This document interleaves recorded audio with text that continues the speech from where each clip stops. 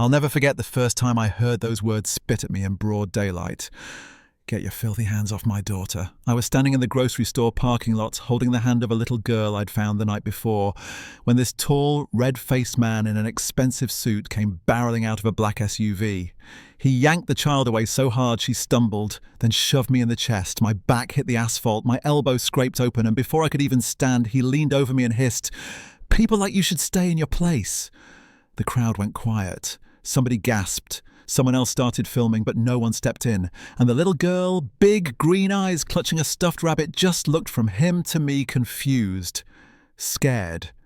16 hours earlier, I'd been walking home from my shift, cleaning houses, knees aching, shirt sticking to my back when I passed the dumpsters behind the corner store. I saw something move a kid sitting on the ground barefoot, hair a mess, cheeks streaked with dirt and tears. I knelt down. "Sweetheart, where's your mama, your daddy?" She just shook her head and whispered, "They're gone." I woke up and I was alone, so I did the only thing that made sense. I took her home, fed her chicken soup, ran a warm bath, found an old t-shirt from my grandson's closet. She told me her name was Lily. That night, I tucked her in on my couch and she looked up at me and said, "You smell like pancakes." I laughed. Guess that's better than smelling like bleach. By morning, I figured somebody had to be looking for her, so I walked her back toward the store, hoping to find the police or a frantic parent. Instead, I found Mr. $1,000,000 Suit. I tried to explain, but he didn't want to hear it. To him, I was just a stranger, worse the wrong kind of stranger, touching his white daughter. He grabbed her like I was poison. She reached back for me, but he held her tight and marched off. I thought that was the end of it. Until that night when my phone rang. The voice on the other end was sharp controlled. "This is Victoria Lane. I'm Mr. Carter's fiancée. Stay away from his family or there will be legal consequences." Then she hung up. 2 days later, an envelope slid under my door.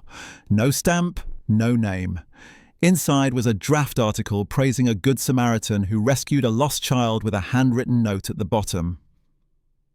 "I believe you. Don't let them erase the truth." It stuck in my mind, especially as the mood in my neighborhood shifted. Folks I'd known for years avoided eye contact. Someone keyed kidnapper into my car door.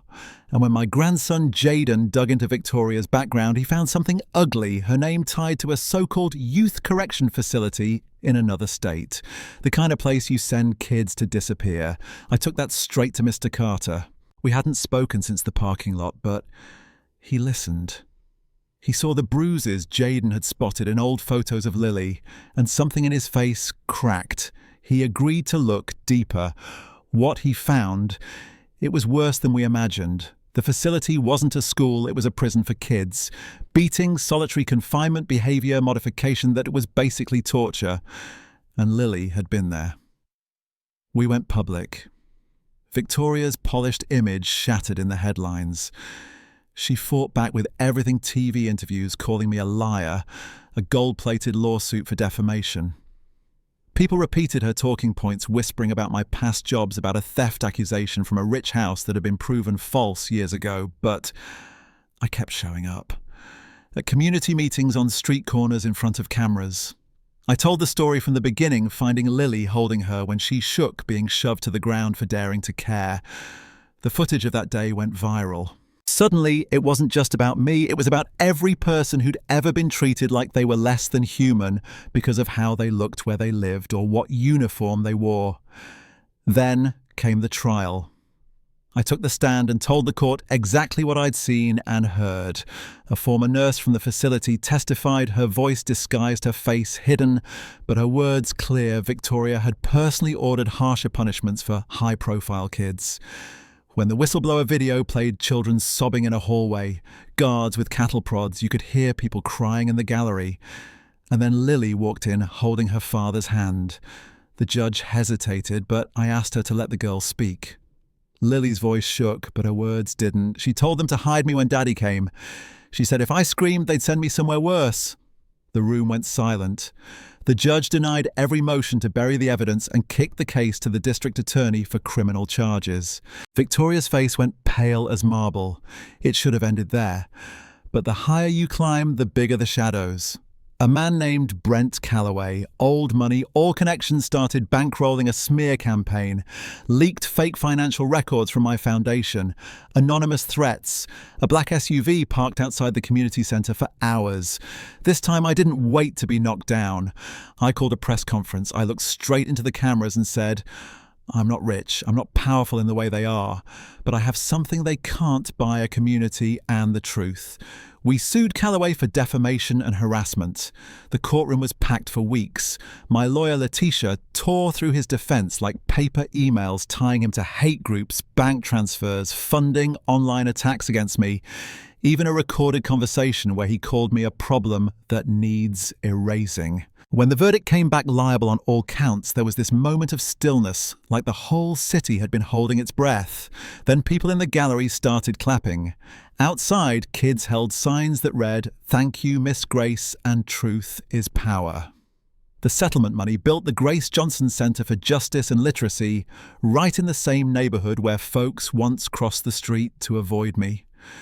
The same steps where I'd been called a kidnapper now had my name carved into the stone. I still clean sometimes, not because I have to, but because it reminds me where I started. I still read to the kids every Thursday. Lily's there most weeks, sitting cross-legged with that same stuffed rabbit. Last month she handed me a drawing, me holding a torch surrounded by kids of every colour. She'd written "My Hero" in block letters across the top. I told her I wasn't a hero, I just didn't walk away when I had the chance to. Some days I wonder if it's really over. If people like Brent are just waiting for me to slip. If the city will remember when the next scandal comes along. Jaden says we just have to keep reminding them with every story we tell, every hand we hold, every wrong we refuse to ignore. And maybe he's right, because I've learned something. Justice doesn't always roar. Sometimes it's a whisper you hear in the dark, a child saying, "Don't go," and you listen. Now I'm asking you, if you saw someone in trouble, someone who didn't look like you, didn't dress like you, maybe came from the wrong side of town, would you step in or would you keep walking? Tell me in the comments. Because how you answer says a lot about the world we're building, and whether it's one worth leaving to the lilies out there.